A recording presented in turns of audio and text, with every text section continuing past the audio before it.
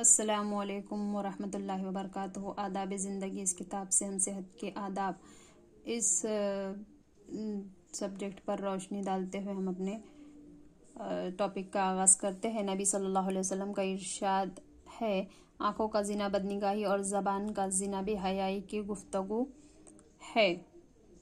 نفس تقاضے کرتا ہے اور شرمگاہ تو اس کی تصدیق کر دیتی ہے یا تکذیب۔ کسی حکیم و دانا نے کہا ہے، مسلمانوں بدکاری کے قریب نہ پھٹکو، اس میں 6 خرابیاں ہیں۔ 3 خرابیاں تو دنیا کی ہے اور 3 آخرت کی۔ دنیا کی 3 خرابیاں یہ ہے کہ اس سے آدمی کے چہرے کی رونق اور کشش جاتی رہتی ہے، آدمی پر فقر و افلاس کی مصیبت نازل ہوتی ہے اور اس کی عمر کوتاہ ہو جاتی ہے۔ نمبر 8، نشہ آور چیزوں سے بچیے۔ نشہ آور چیزیں دماغ کو بھی متاثر کرتی ہے اور معدے کو بھی۔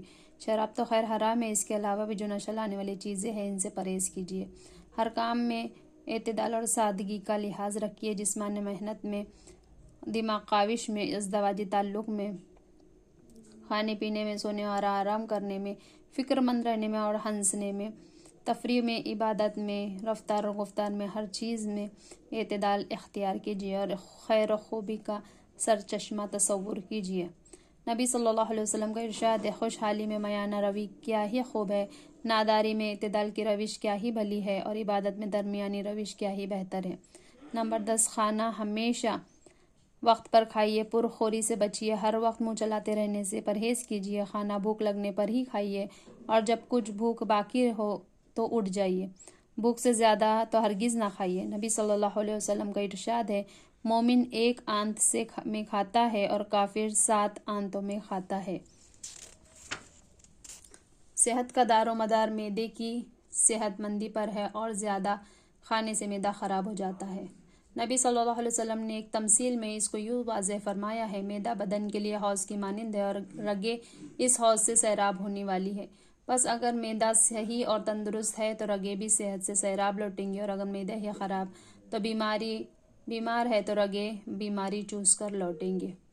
کم خوری کی ترغیب دیتے ہوئے نبی صلی اللہ علیہ وسلم نے یہ فرمایا،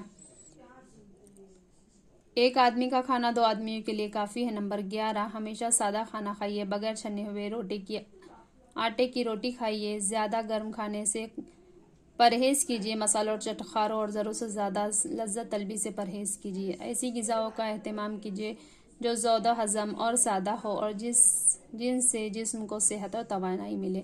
محض لذت طلبی اور زبان کے چٹخاروں کے پیچھے نہ پڑیے۔ نبی صلی اللہ علیہ وسلم بغیر چھنے آٹے کی روٹی پسند فرماتے، زیادہ پتلی اور میدے کی چپاتی پسند نہ فرماتے، بہت زیادہ گرم کھانے جس میں بھاپ نکلتی ہو نہ کھاتے بلکہ ٹھنڈا ہونے کا انتظار فرماتے۔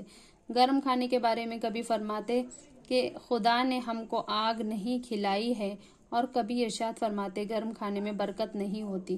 آپ صلی اللہ علیہ وسلم گوشت پسند فرماتے، خاص طور پر دست، گردن اور پیٹھ کا گوشت رغبت سے کھاتے۔ در حقیقت جسم کو قوت بخشنے اور مجاہدانہ مزاج بنانے کے لیے گوشت ایک اہم اور لازمی غذا ہے اور مومن کا سینہ ہمہ وقت مجاہدانہ جذبات سے آباد رہنا چاہیے۔ نبی صلی اللہ علیہ وسلم کا ارشاد ہے، جو شخص خدا کی راہ میں جہاد کیے بغیر مر گیا، اس کے دل میں اس کی آرزو بھی نہیں تھی تو وہ نفاق کی اور ایک کیفیت میں مرا۔ نمبر 12، کھانا نہایت اطمینان اور سکون کے ساتھ خوب چبا کر کھائیے۔ غم، غصہ، رنج، گھبراہٹ میں جو کھانا نگلا جاتا ہے وہ معدے پر برا اثر ڈالتا ہے، اس سے جسم کو خاطر خواہ قوت نہیں مل پاتی۔ دسترخوان پر نہ تو بالکل خاموش فرسودہ اور غمزدہ ہو کر بیٹھیے، نہ ہی حد سے بڑی ہوئی خوش طبعی کا مظاہرہ کیجیے کہ دسترخوان پر قہقہے بلند ہونے لگے۔ کھانے کے دوران قہقہے لگانا بعض اوقات جان کے لیے خطرے کا باعث بن جاتا ہے۔ دسترخوان پر اعتدال کے ساتھ ہنستے بولتے رہیے، خوشی اور نشاط کے ساتھ کھانا کھائیے اور خدا کی دی ہوئی نعمتوں پر اس کا شکر ادا کیجیے۔ جب بھی بیمار ہو تو پرہیز بھی پورے اہتمام سے کیجیے۔ ام منذر رضی اللہ تعالیٰ عنہ کہتی ہے کہ نبی صلی اللہ علیہ وسلم میرے یہاں تشریف لائے، ہمارے یہاں کھجور کے خوشے لٹک رہے تھے، حضور صلی اللہ علیہ وسلم ان میں سے تناول فرمانے لگے۔ حضرت علی رضی اللہ تعالیٰ عنہ نے بھی آپ صلی اللہ علیہ وسلم کے ہمراہ تھے، وہ بھی نوش فرمانے لگے تو نبی صلی اللہ علیہ وسلم نے ان کو روک دیا کہ تم ابھی بیماری سے اٹھے ہو، تم مت کھاؤ۔ چنانچہ حضرت علی رضی اللہ تعالیٰ عنہ رک گئے اور نبی صلی اللہ علیہ وسلم کھاتے رہے۔ ام منذر رضی اللہ تعالیٰ عنہا کہتی ہے کہ پھر میں نے تھوڑے سے جو اور چقندر لے کر پکائے۔ نبی صلی اللہ علیہ وسلم نے حضرت علی رضی اللہ تعالیٰ عنہ سے کہا علی یہ کھاؤ، رضی اللہ تعالیٰ عنہ سے کہا علی یہ کھاؤ، یہ تمہارے لیے مناسب کھانا ہے۔ نبی صلی اللہ علیہ وسلم کے دسترخوان پر جب کوئی مہمان آتا تو آپ صلی اللہ علیہ وسلم بار بار اسے فرماتے جاتے کھائیے اور کھائیے۔ جب مہمان خوب سیر ہو جاتا اور بے حد انکار کرتا تب آپ صلی اللہ علیہ وسلم اپنے اسرار سے باز آتے، یعنی آپ صلی اللہ علیہ وسلم نہایت خوشگوار فضا